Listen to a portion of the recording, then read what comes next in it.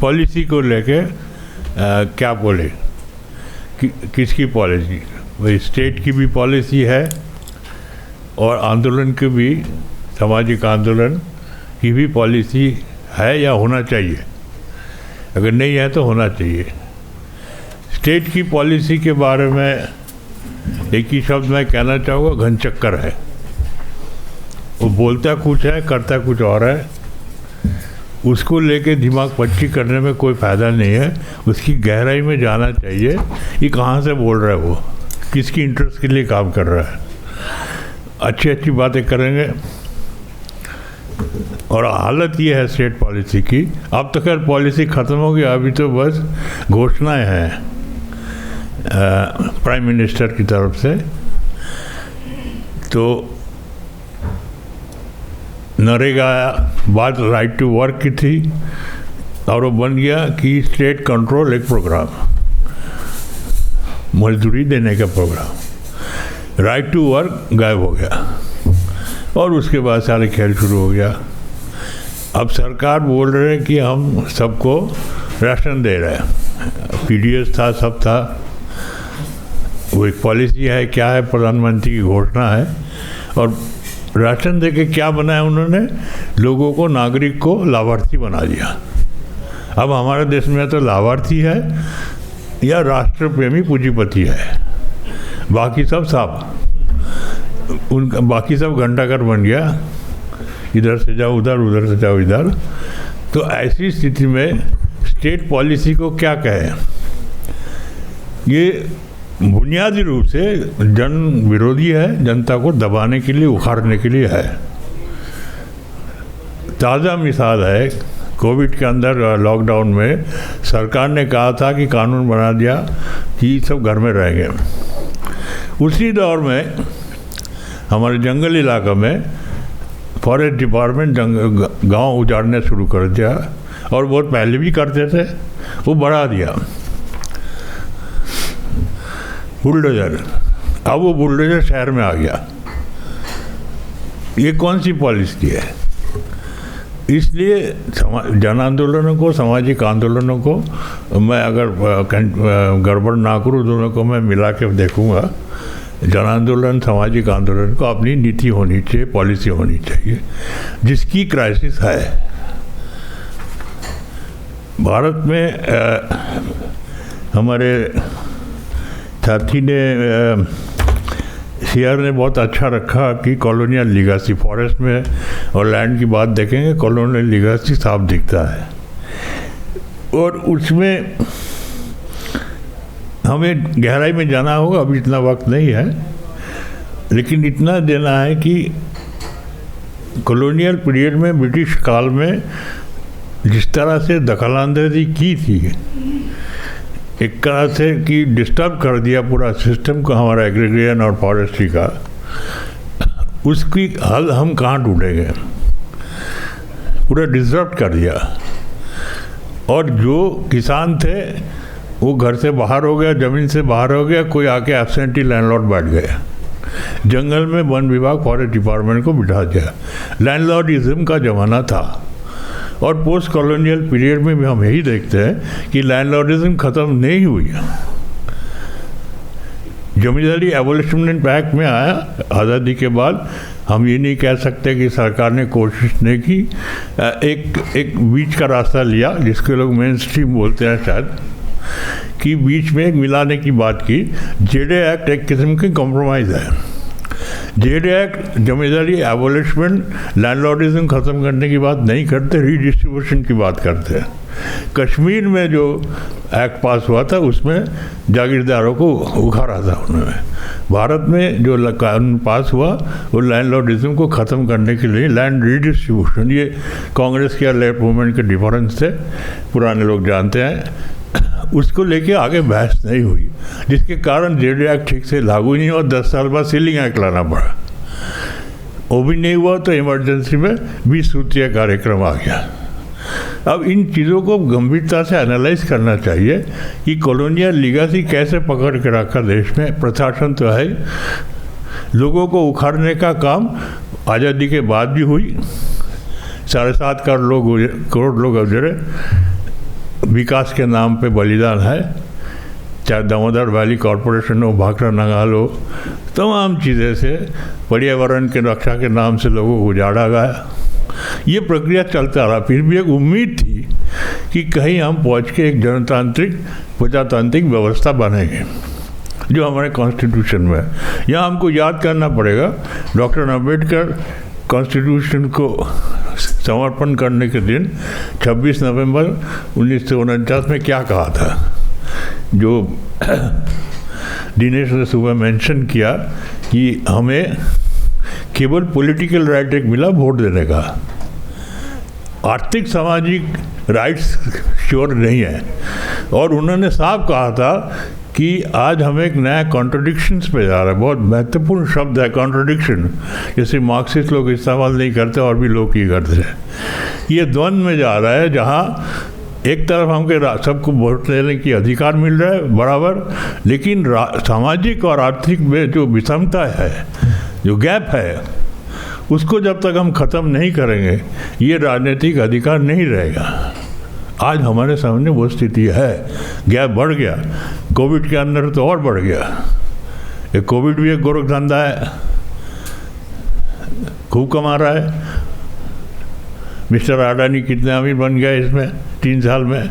तो अभी सामाजिक आंदोलन को इसको बैठ के समझना पड़ेगा। ये एक इस तरह की वर्कशॉप में बात नहीं हुआ, कहीं बैठ के कैम्प करना पड़ेगा।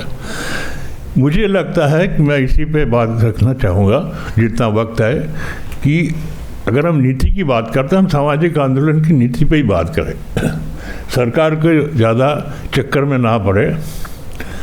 इतना टाइम है उसमें लगा है कि हमारे आंदोलन की नीति क्या होनी चाहिए। राजनीतिक आंदोलन के साथ साथ दादाजी के ज़माने से सामाजिक आंदोलन साथ साथ चलता रहा। गांधी जी ने उनको एक शेप भी दिया था। पोस्ट कॉलोनियल में भी चलता रहा थोड़ा बहुत। लोगों को एक आश्वासन था कि अब सरकार करेंगे काम, शिक्षा, स्वास्थ्य, तो सरकार पे दबाव था और जन आंदोलन था। जन आंदोलन हर बात पे आंदोलन होती थी और राजनीतिक पार्टी भी करते थे, गैर राजनीतिक प्लेटफॉर्म भी करते थे बहुत सारे मुद्दों पे। अब 90 के बाद हम देखते हैं, या 70-80 के बाद जो हो गया, राजनीतिक पार्टी जन आंदोलन से बाहर हट गया और धीरे धीरे जनसंपर्क से भी बाहर आ गया। प्रेस में थ्रू बात करते थे, लोगों में जाना वाना कम हो गया, ख़त्म हो गया।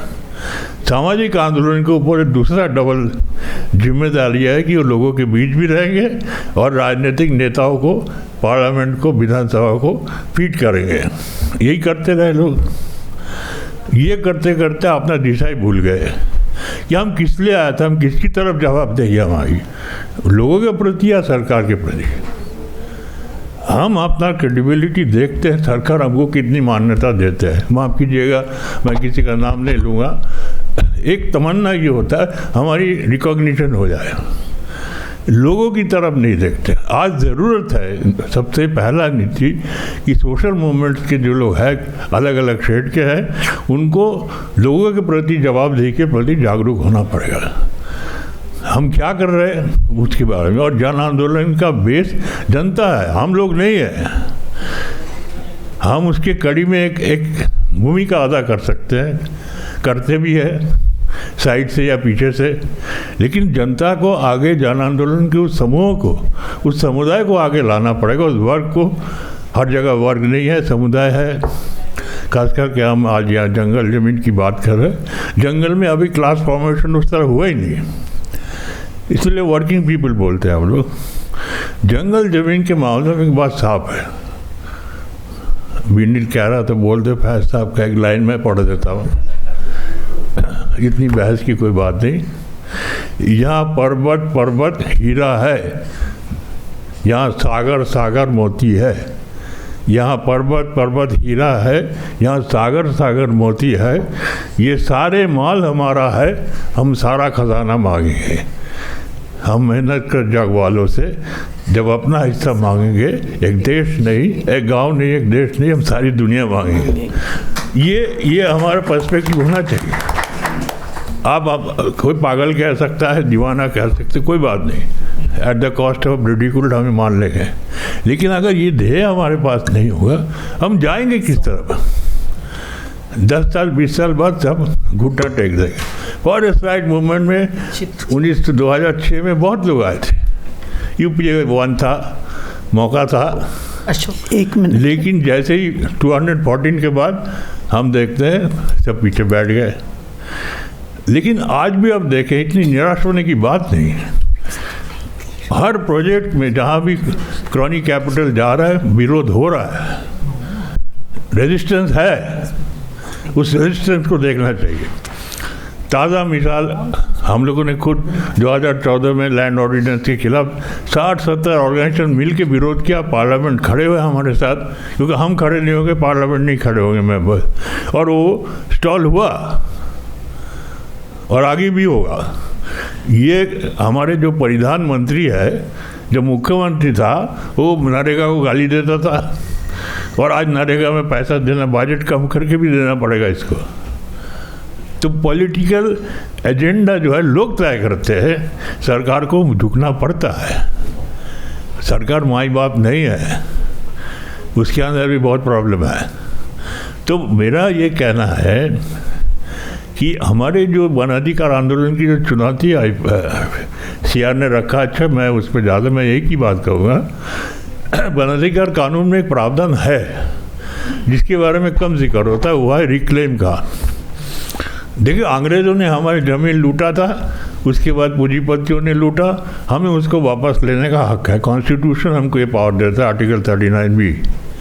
फॉरेस्ट राइट एक्ट मानते हैं कि जो आपसे गया आप वापस ले सकते हैं।